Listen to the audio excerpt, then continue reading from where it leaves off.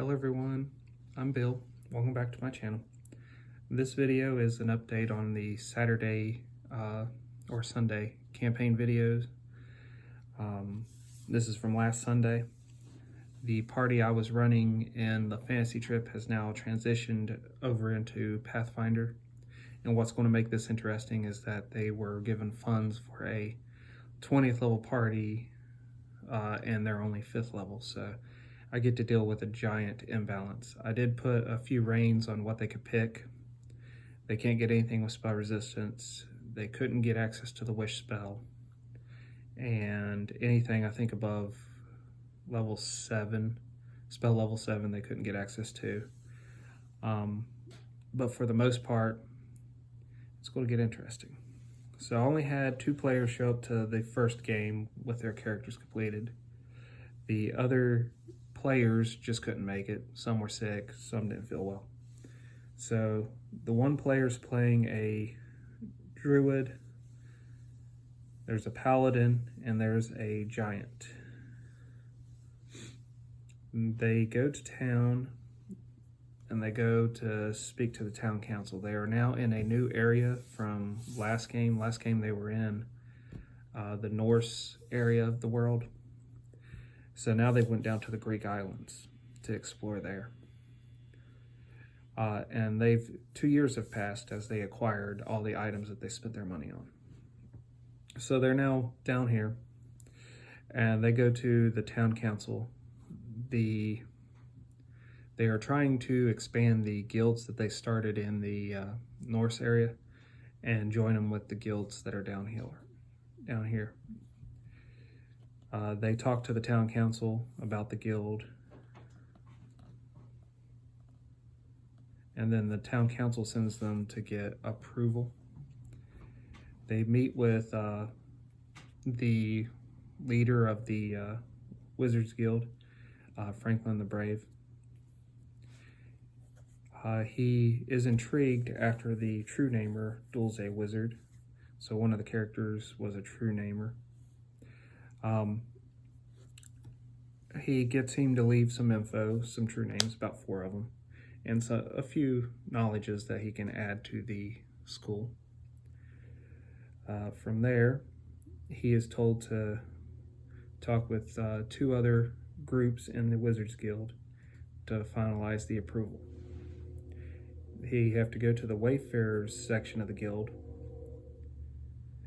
and key their chair in for long distance teleportation.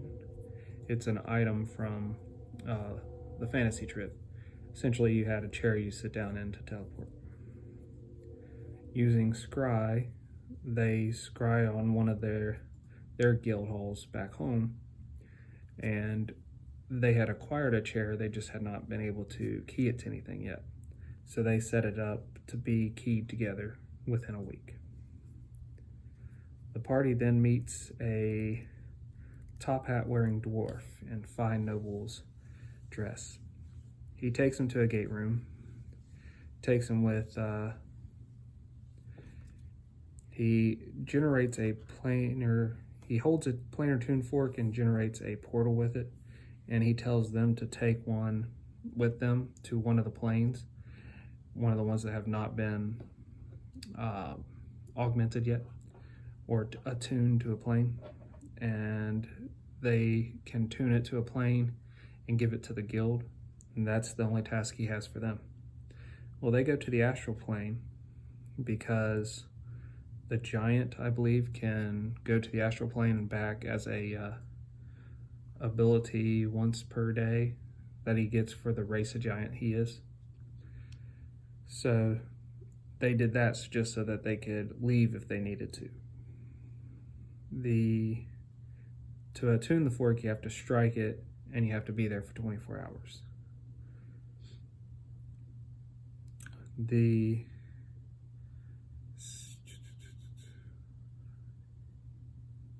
3 comets passed them by at some point. After that, a little bit later, they get encountered by 2 Afridi, and a fight breaks out. One of the Afridi is defeated while the druid is using his raptor mount to grapple the other one, and that one plane shifts away to the fire plane.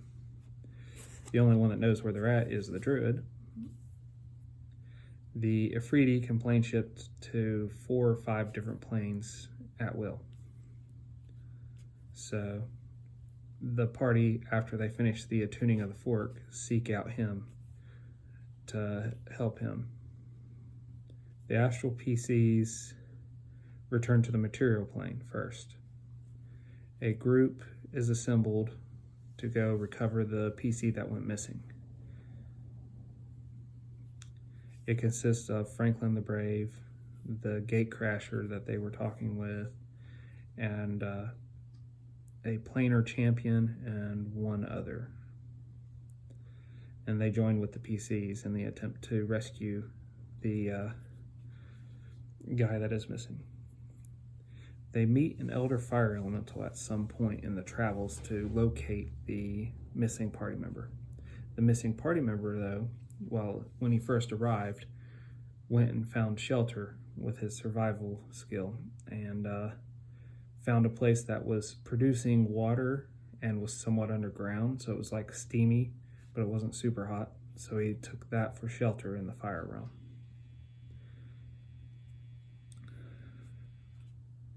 They get some info from the primordial fire elemental, and the true namer tries to learn the true name of fire, but he is given a task by the primordial elemental to give him a true name in exchange.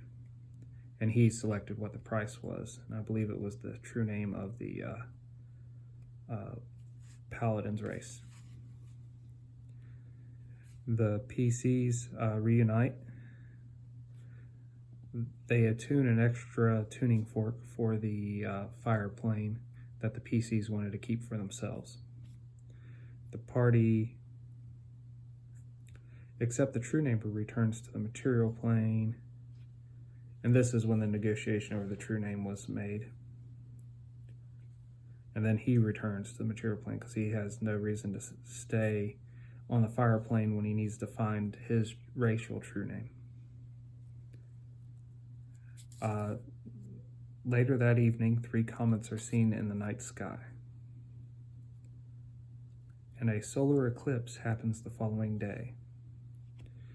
The party is scattered through town, participating in a feast that has been going on for a week, and it's a 2-week feast. A portal opens up in the center of town, releasing 1,000 clockwork horrors, mix of all 4 types. And a clockwork fiend steps out of that portal. Lightning bolts and disintegration rays begin running through the town. The druid was outside of town. He encounters 3 giant blue whales beaching themselves on the shore. As they beach themselves on the shore, he notices there's chunks of flesh missing. There's no bleeding from those wounds, and the smell is awful. And then he hears the whales begin puking, and 1,000,000 rats from these 3 wells total begin emerging and carpeting the ground and moving towards the town. So he uses a magical item that he has to sort of create an explosion in the middle of the rats, and then a bunch of other effects start happening. A lightning bolt shoots out, a fireball goes off, an ice cone freezes an area, a negative energy wave moves out, and a few more random effects. The druid ends up triggering a few more of those rounds from the rat swarms, and then he tries to get to towns, but he has to go through some of the swarm. When he goes through the swarm, a rat gets attached to the leg of his raptor that he's riding, and it twitches, and then a rune on its head glows, and then its body goes limp, and then the raptor shrinks down to its normal size, throwing the dwarf off of him. He picks up the raptor and continues running towards town, trying to figure out when he's going to get out of that anti-magic area. Takes him a minute, and then he realizes that the head of the rat is generating the anti-magic area. So he takes the head off and he breaks it. The gargoyle of the party packs up their folding ship.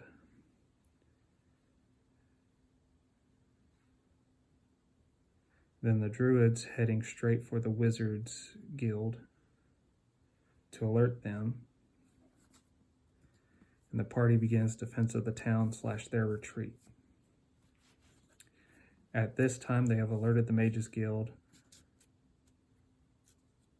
and the town has begun countering. Half the town's in panic and half the town's fighting back.